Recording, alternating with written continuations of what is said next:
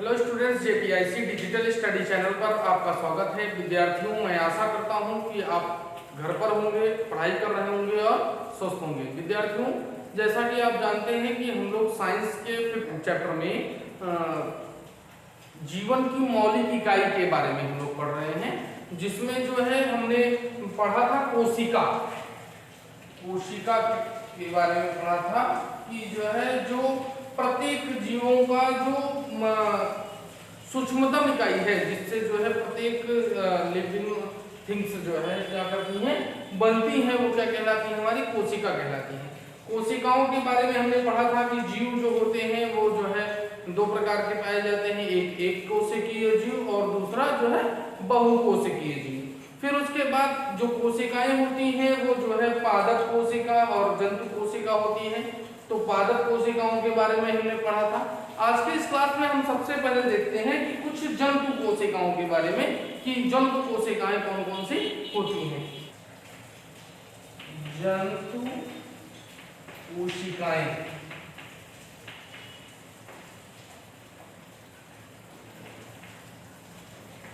जंतु कोशिकाओं में पहली है तंत्रिका कोशिका।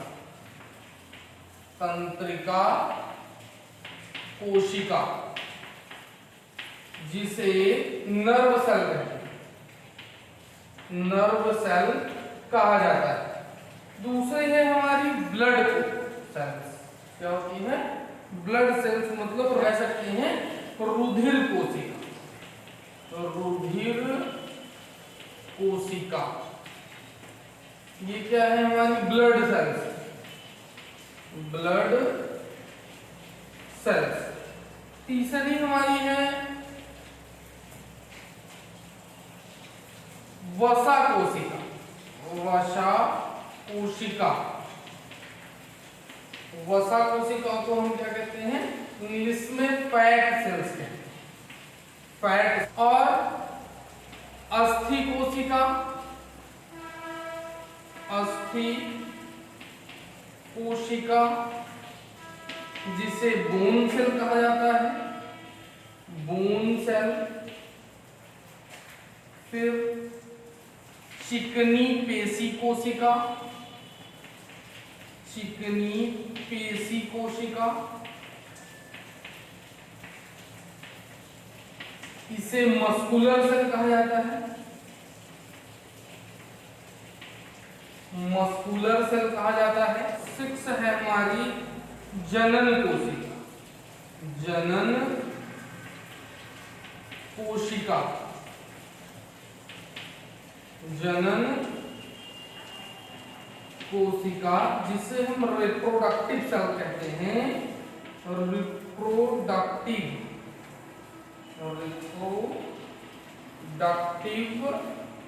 सेल।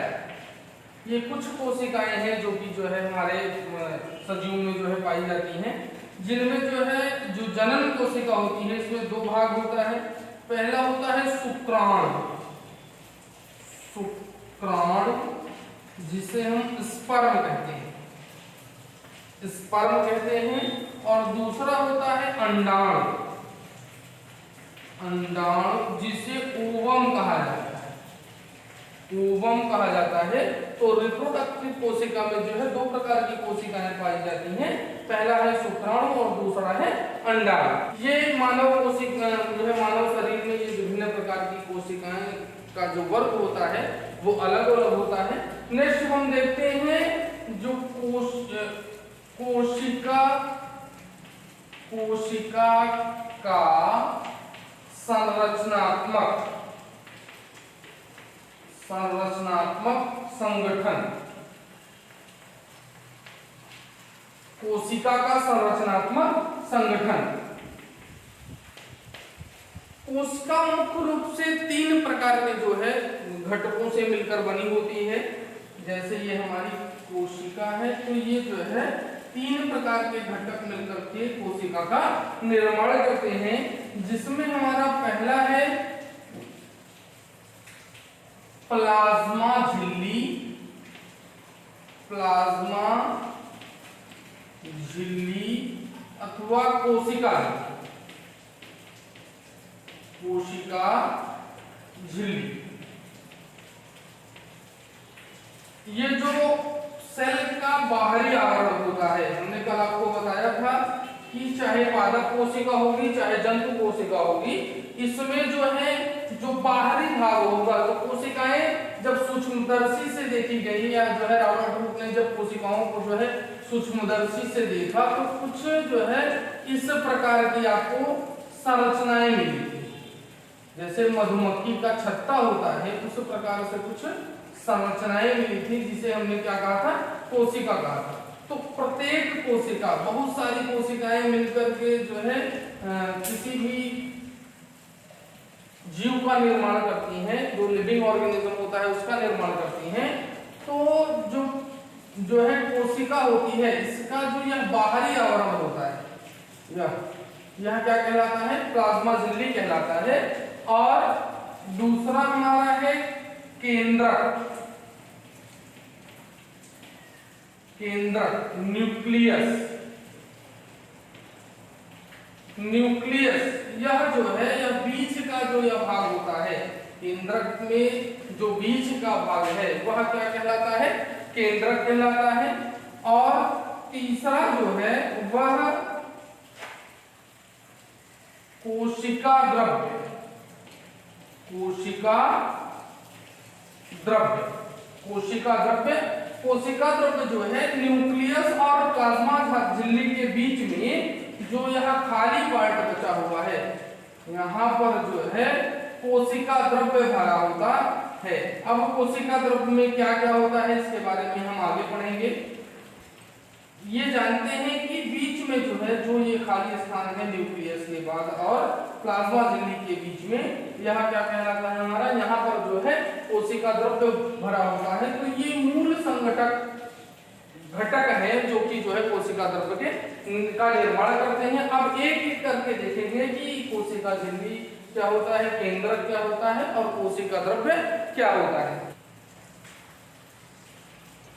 प्लाज्मा झिल्ली या झिल्ली अथवा कोशिका झिल्ली, कोशिका झिल्ली।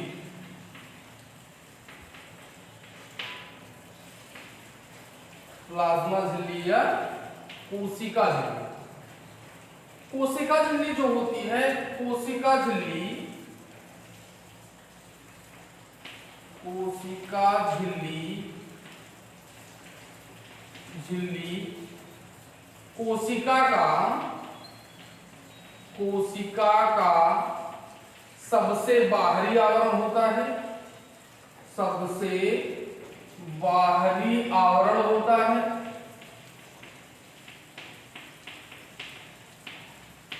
सबसे बाहरी आवरण होता है जो कि एक कोशिका को दूसरे कोशिका से अलग करता है, दूसरे कोशिका से अलग करता है, अलग करता है। आपने मधुमक्खी का छत्ता देखा होगा जिसमें जो है विभिन्न प्रकार की इस तरीके से जो है होल बने हुए हैं, विभिन्न प्रकार के कमरे बने होते हैं।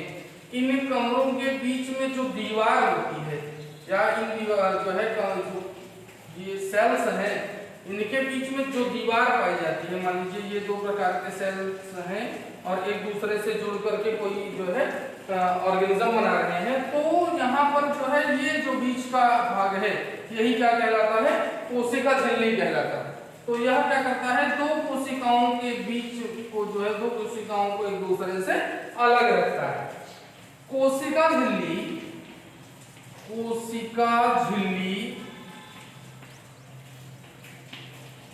जंतु तथा पादप कोशिका, जंतु तथा पादप दोनों प्रकार की कोशिकाओं में,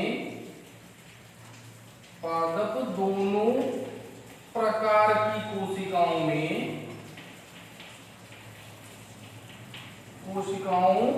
में पाया जाता है।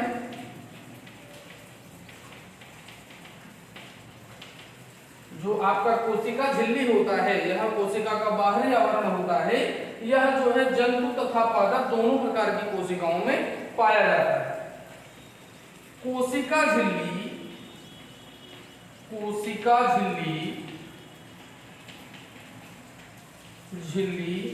प्रोटीन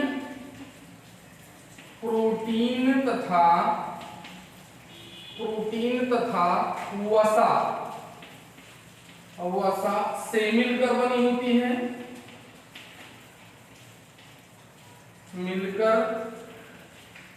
होती है,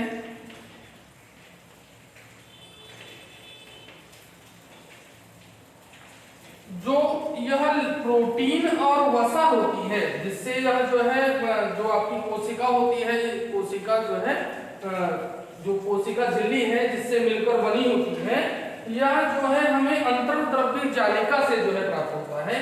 अंतर्द्रव्य जालिका क्या है, इसको हम जो है आगे देखेंगे। जो अंतर्द्रव्य जालिका क्या है उसको हम आगे देखेंगे। तो यह जो है यह अंतर्द्रव्य जालिका से प्राप्त होता है।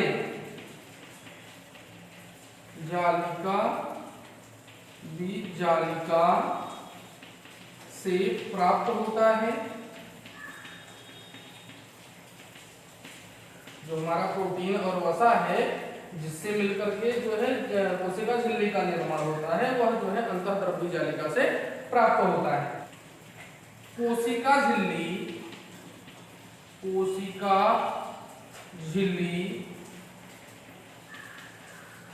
वर्णात्मक झिल्ली होती है जो कुछ विशेष पदार्थों को ही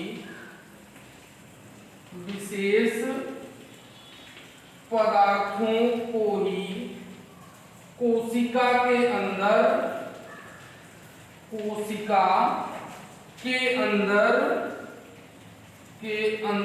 या बाहर जाने देती है।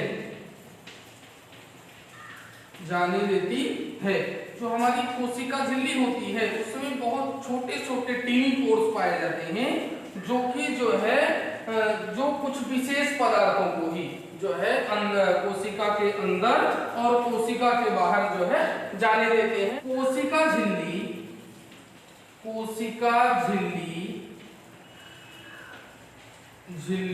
लचीली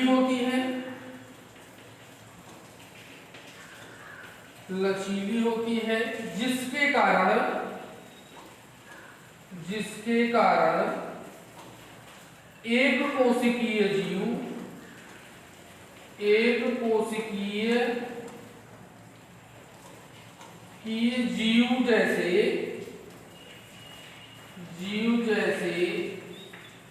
जैसे अमीबा जो है अपने भोजन को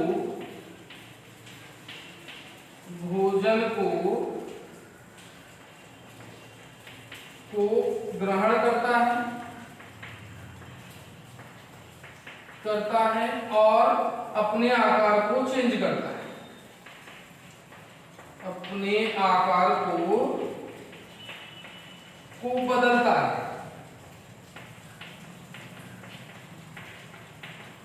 बदलता है। तो कोशिका झिल्ली जो है मुख्य रूप से बाहरी आवरण होता है किसका, सेल का। यह जो है एक कोशिका को दूसरे कोशिका से क्या करता है, अलग करता है। कोशिका झिल्ली जो होती है वह प्रोटीन और जो है वसा से बनी होती है, जो कि हमें कहां से मिलता है, यह जो है अंतःद्रव्य जालिका से मिलता है। कोशिका झिल्ली वर्णात्मक झिल्ली होती है। कोशिका झिल्ली में बहुत टीनी पोर्स पाए जाते हैं, जिनके थ्रू कुछ विशेष पदार्थ ही क्या होते हैं, कोशिका के अंदर जा सकते हैं और बाहर आ सकते हैं। कोशिका झिल्ली लचीली होती है, जैसे जो है लचीला होने के कारण जो एक कोशिकीय जीव होता है, जैसे अमीबा क्या करता है, अपने भोजन को लचीलेपन के कारण पकड़ता है और जो है वह अपने आकार को इसी लचीलेपन के कारण जो है चेंज कर लेता है। प्लाज्मा झिल्ली के अंदर जो पदार्थों का संचार होता है वह मुख्य रूप रूप से दो विधियों के द्वारा होता है। प्लाज्मा झिल्ली में पदार्थों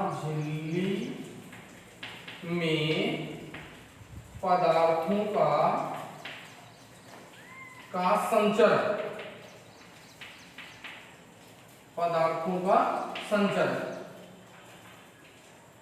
प्लाज्मा झिल्ली में पदार्थों का संचरण मुख्य रूप से दो विधियों पर निर्भर करता है। पहला है विसरण। विसरण जो होता है, विसरण की प्रक्रिया के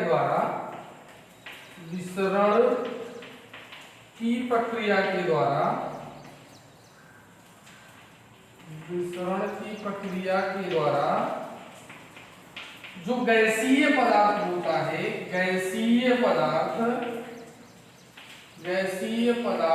उच्च सांद्रता से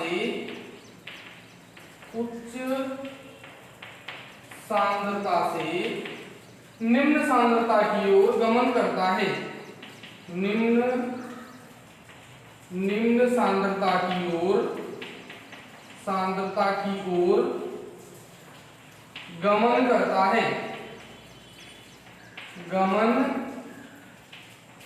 करता है, जिससे जो कार्बन डाइऑक्साइड और ऑक्सीजन जो है वह कोशिका के अंदर जो है उच्च सांद्रता से निम्न सांद्रता की ओर जा भी सकते हैं और आ भी सकते हैं। जब जो है कोशिका मान लीजिए है और यहाँ पर CO2 जो है, CO2 की सांद्रता यदि कोशिका झिल्ली में अधिक होगी, CO2 सांद्रता अधिक होगी, तो जो यह वातावरण है वहां पर CO2 की मात्रा जो है कम होगी, तो यह उच्च सांद्रता से विसरण प्रक्रिया के द्वारा यह जो है बाहर आएगी और ऑक्सीजन की यहाँ पर सांद्रता अधिक है और O2 की सांद्रता, जिस समय CO2 की सांद्रता यहाँ ज्यादा होगी वहां उस समय जो है ऑक्सीजन की यहाँ पर सेल के अंदर जो है कमी होती है। अतः जो ऑक्सीजन होगा वह जो है उच्च सांद्रता से निम्न सांद्रता की ओर, मतलब वातावरण से सेल के अंदर जो है प्रवेश करेगा। इस तरीके से यह विसरण प्रक्रिया के द्वारा ऑक्सीजन अंदर जाता है, कार्बन डाइऑक्साइड बाहर आता है, तो जो है यहाँ पर विसरण प्रक्रिया जो है कार्य करती है। दूसरा हमारा है परासरण। परासरण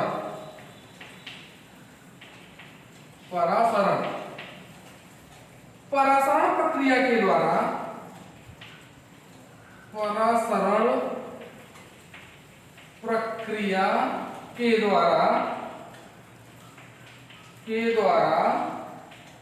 जो द्रव पदार्थ होता है, द्रव पदार्थ उच्च सांद्रता से निम्न सांद्रता की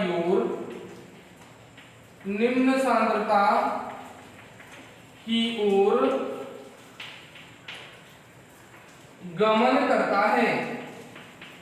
अतः इसी प्रक्रिया से जो जल होता है H2O वह जो है कोशिका के अंदर जाता है और कोशिका के बाहर आता है। जो जल होता है वह जो है कोशिका के अंदर परासरण प्रक्रिया के द्वारा जब जो है कोशिका के अंदर जो जल का दाब होता है वह कम होता है या सांद्रता कम होती है तो वह जल अंदर जाता है, और जब यहाँ पर सांद्रता अधिक होती है और बाहर जो है वातावरण में सांद्रता जल की कम होती है तब वह कोशिका से बाहर आता है।